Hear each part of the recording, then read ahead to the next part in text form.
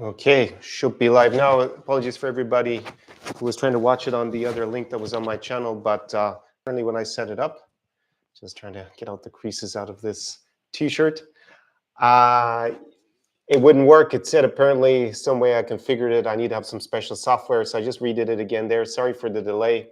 Probably none of you are gonna watch this live until you figure out that the other one. Let me see if I can delete the other kind of fake live stream that is here. Maybe I can even delete it on my phone as we chat. Yeah, so one person is waiting. Let me just get rid of that now. Okay, so now hopefully that people waiting there will come on to this one. So welcome. I am not actually in Ukraine today. Thank you to everybody subscribed and is supporting this new geopolitics channel. If you're new here, my name is Connor Klein. I have a background in international relations with a specialization in this region. So Russia, Ukraine, the Baltics, Central Asia, Moldova. I'm actually in Chisinau today.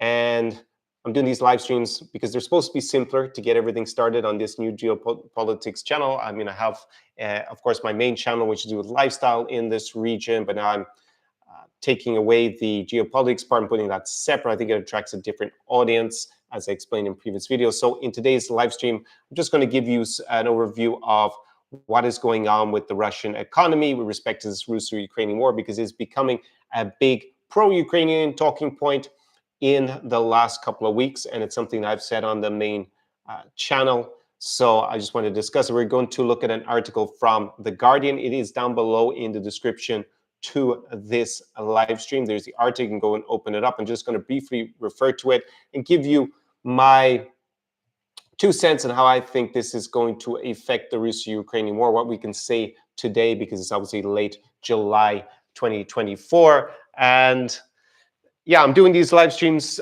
basically to make it a bit simpler to do the content quickly, build up this channel in order for me to, I obviously need to grow a big audience. Next week, I will be shooting my first videos for this channel. So if you have ideas, write them below in the comments now, or you can leave it if you're watching replay also in the comments.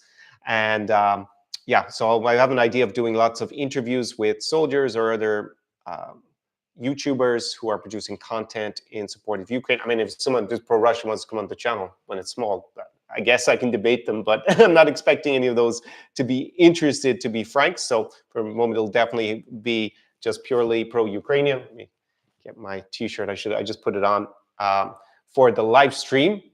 And also down below is my guide for visiting Ukraine. There's a group of guys who have been coming to Ukraine and I produced that guide for them. So you can have all the logistics, how to stay safe as possible. Obviously, don't be cavalier with your safety. And if you are traveling to Ukraine, consider obviously the risk level. Probably I'm going to have a video also on the main channel about traveling to Ukraine pretty soon. Also, if you're interested to come to this country, Moldova, I'm also producing a guide from Moldova. Obviously, that's a bit different. So you can write me an email, put in the subject line Moldova guide.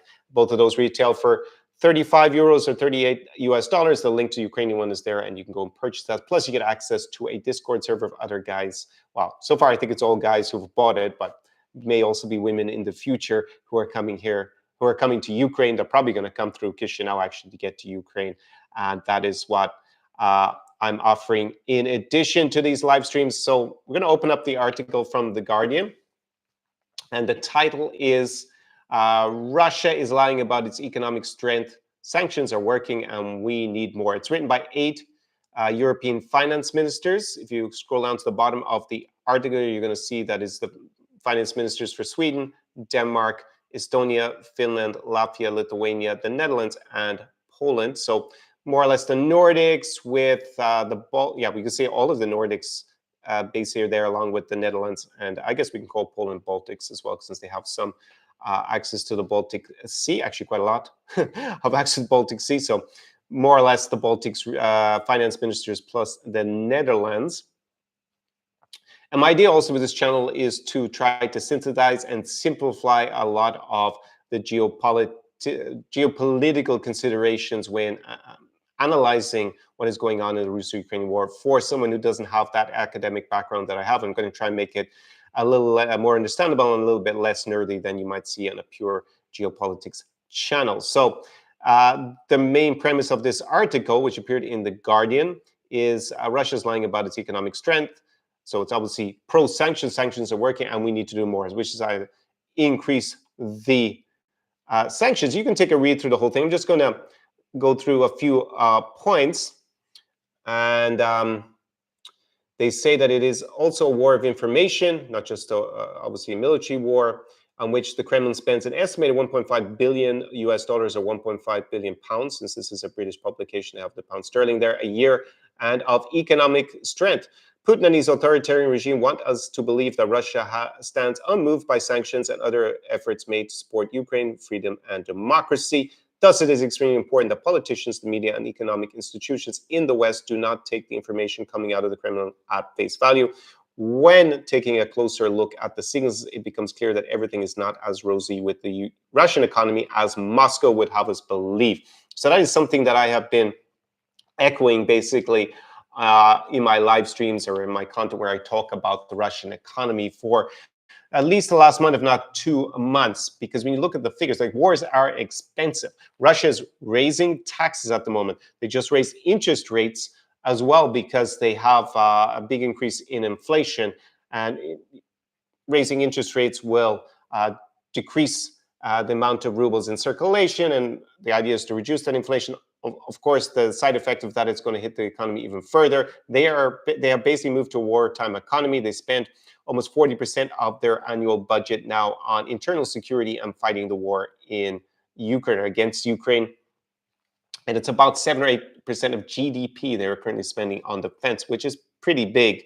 And Russia was estimated to have a war chest about 600 billion US dollars prior to 2022 and the extended invasion. About half of that was actually in Western banks. They never took it out, thankfully, because that's a big oversight. And the Kremlin is not going to give us the real data in all likelihood because they don't want to help the West know that it might be struggling with its economics. But basically, wars are expensive. And war is also a battle of wills to continue. And one way to frame the current state of the Russo-Ukrainian war is that basically Ukraine's strategy is to hang on. At the moment, it's very likely they can actually retake all the occupied territory militarily. Of course, it's theoretical problems. It looks very, very hard, especially in the short to medium term.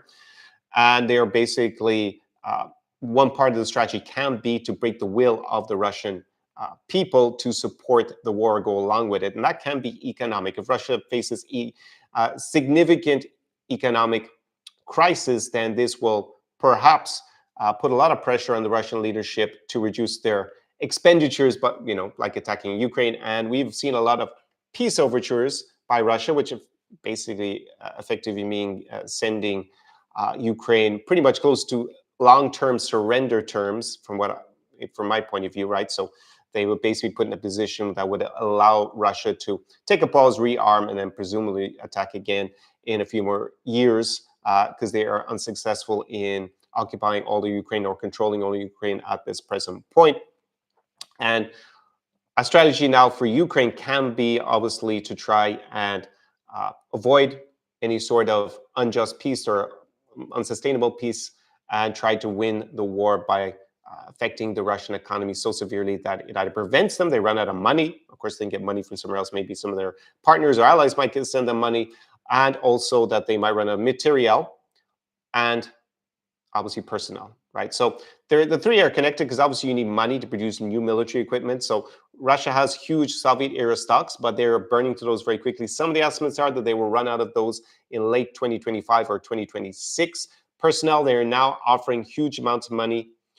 They've increased the amount. I think in Moscow region now you get 20,000 US dollars as a sign-on bonus. So they've increased that quite a lot. Most soldiers are not, very few of the soldiers are actually coming from Moscow Oblast. In other poor oblasts, it is a lot less, but it is a significant amount of money and it is increasing to try and attract new military personnel. So that shows that they are under pressure to continue to recruit. They obviously burned through those huge number of prisoners and they're offering a lot of money. That of course will affect the state budget. So they probably, likely pretty much run through that 300 billion war chest.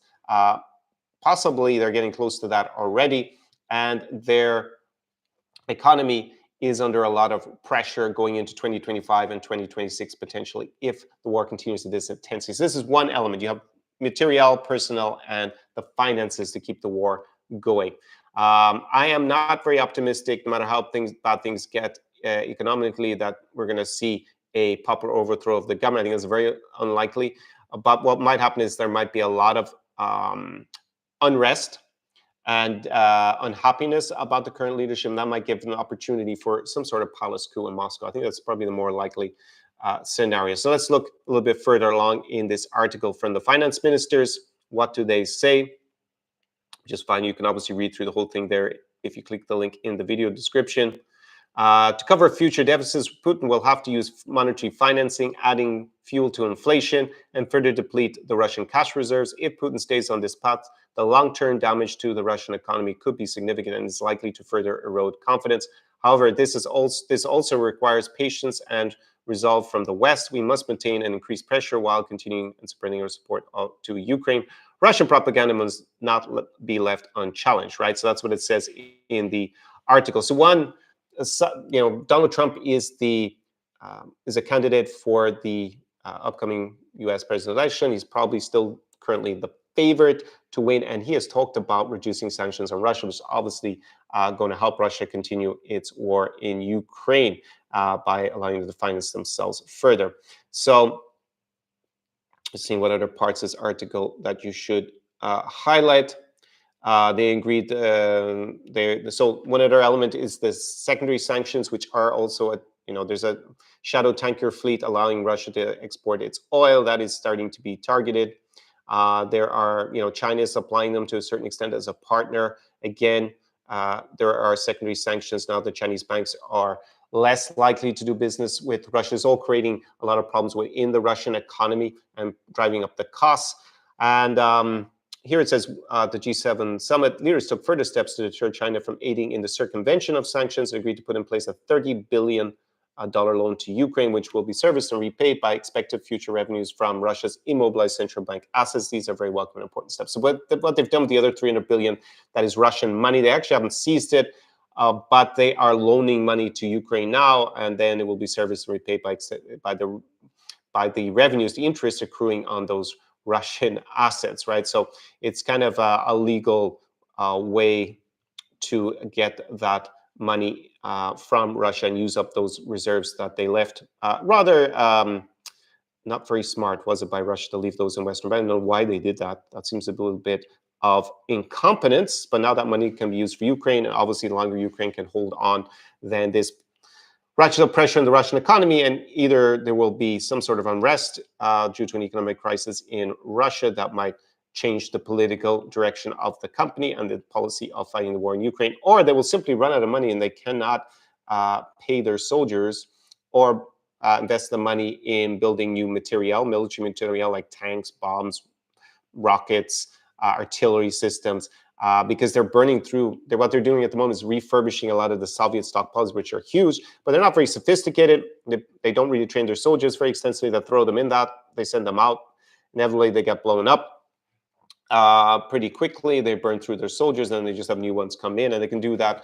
It's estimated until sometime in 2025, 2026, but after that, they will not be able to do it at the current pace because they won't have much more of the Soviet stockpiles to refurbish, so they're going to have to pay to build new equipment, and they're going to, otherwise they're going to start to burn through the newer equipment very quickly, and they won't actually have an army left. And obviously, they will have to presumably continue to increase the salaries for soldiers or go for general mobilization, which will be very unpopular. So this is why the economic war is so important. The economic part of this war is very important. Let's see. The other element is that Russia is moving towards a Sovietization of the economy. That's one of the allegations, that it's becoming more centrally planned. The new head of the Department of Defense in Russia, the defense minister, is an economist. So the idea is that they're trying to, and he's a big fan of planned economies from what he's written and published in the past. So this could be also what Russia is doing. They're trying to Sovietize in central planning. Again, in the long run, central planning is going to be an issue, as we've seen throughout history. It doesn't normally work out. Also, You have what's known as military Keynesism, which is when a country is on a war footing, they tend to use in the short term, you get a bit of a bounce because all the resources are being put into the war, and unemployment goes down, and you have on paper higher GDP per capita. That's what Russia is claiming. It's saying it's got GDP growth this year of about between 2 and 3%, I think, or maybe it's just over 3%. They're claiming now those figures could be completely false. They're very hard to audit. But the idea is that because they are producing tanks and artillery shells, that those have a kind of bookkeeping value. But they're not investing something that will give them a return. They're not making any real progress in Ukraine. They're not capturing new resources, really. They're basically destroying cities and then walking into them. So not really much value. Maybe even you could argue it's a liability, what they're doing, what they're gaining in return for that investment of, say a tank costs 5 million, right? They invest that 5 million.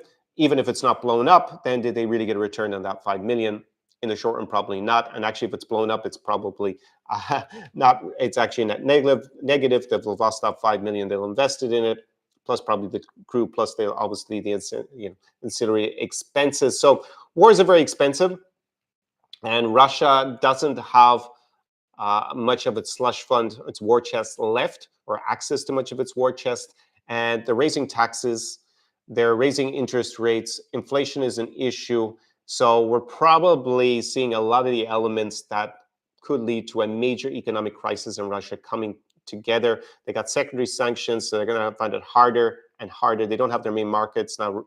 Ukraine also cut off the oil going from Russia through Ukraine to Slovakia and Hungary, who are still buying it in principle. So Russia's going to have an issue going forward unless there's a huge increase in its resource prices, which hasn't been the case in terms of making money, which is normally through selling resources. Also, they are turning a lot of factories that would have produced something that would have added value to their own domestic economy or could have been exported. They're now producing tanks and planes and other military material that probably doesn't have really any return on its investment. So it looks great in bookkeeping that they produced a tank 5 million, we'll say, and that's GDP of the country went up 5 million. But when it's blown up in Ukraine within a couple of months, does it really 5 million worth to the economy?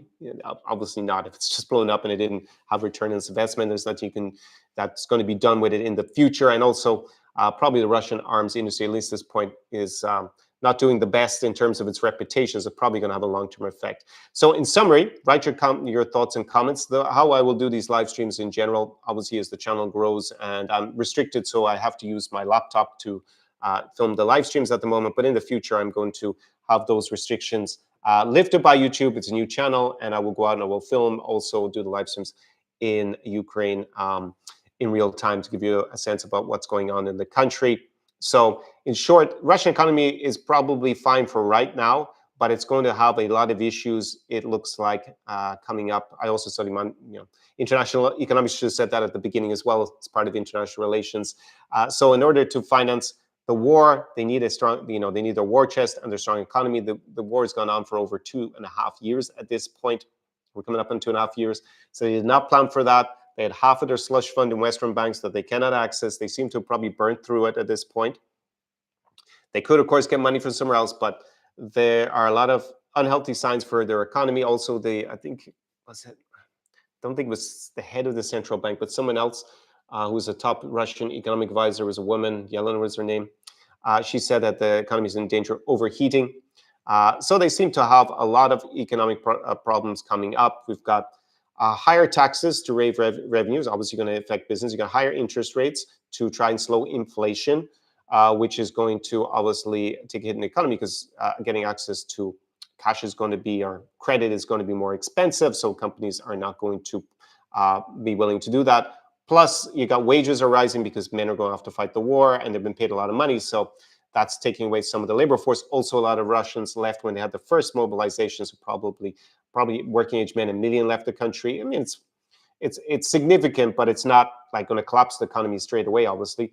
And they are possibly, especially if Trump is not elected, it's unclear what Trump will do if he is elected, the war may go on into 2025 without any possibility of them getting some sort of favorable pause in the fighting, some deal with Ukraine, and basically their economy is going to have to make more and more cuts probably to public spending outside of the military, and we'll see what happens with the standard of living and their ability to keep generating more income in Russia going forward. It may encourage more people to leave the country. Could get into this spiral of high inflation. They may decide to print money as a way, push up interest rates even further, but then print more money to pay their obligations, and this, of course, could get out of control. So, anyways, that's a short summary. Write your comments down below.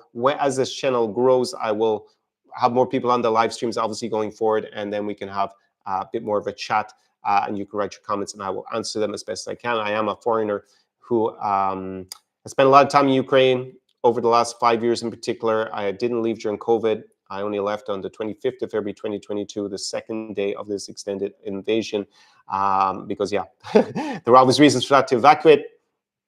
And I have this background in international relations. I also speak both Ukrainian and Russian, so I understand the people and mentality of the region a lot better, and I can access the original resources and that are in those languages as well. So once again, subscribe to the channel, share with anyone who's interested in geopolitics and supporting Ukraine, especially with the type of content I'm producing at the moment. And down below in the video description is the link to the guide. So if you are coming to Ukraine or considering it, or you know someone who is, this would be a valuable resource for them. And obviously, if you're coming to Moldova, just write me an email. The email address is down in the video description as well. And just put in the subject title, Moldova Guide. I don't see any questions for right now. So if you're watching this on replay, then have a read of the article. Let me know your thoughts about how you see the Russian economy. Of course, the people who are pro-Russian say that, look, they're having economic growth. The sanctions not worked. Well, Russia wouldn't be looking for the sanctions to be removed if they weren't worried about them. So that's one of the tactic. We'll see the strategies they have is to get these useful idiots or pro-Russian influencers to say, oh, we're only impoverishing ourselves in the West with these sanctions. Please lift them. Russia wouldn't be pushing for sanctions relief unless they were having some effect. Now, sanctions traditionally don't have short-term effects that are very significant. They have long-term effects that are very significant. That's why we're starting to see the Russian economy get in particularly bad shape after 2.5 years of this war, and not in the beginning. That was never the expectation I had about how sanctions will work. So I was expecting them to take 2 to 5 years to really take effect. And that's what we're seeing right now. So I'm going to leave it there in this live stream. And looking forward to interacting with you a lot more here as this channel grows, and providing you with some insights from on the ground in Ukraine, geopolitically, with my background and with my expertise in the field, professionally, geopolitics separated from the main channel. So I'll see you. I'm actually going to do a live stream now for the main channel about the changes for Americans, and there's kind of a way around getting a visa in Poland and staying more or less long term, but that looks like it might be closing. So I'm going to go and do that on the main channel now. So see you next video. Slava Ukraini, Horom Slava, do peremоги.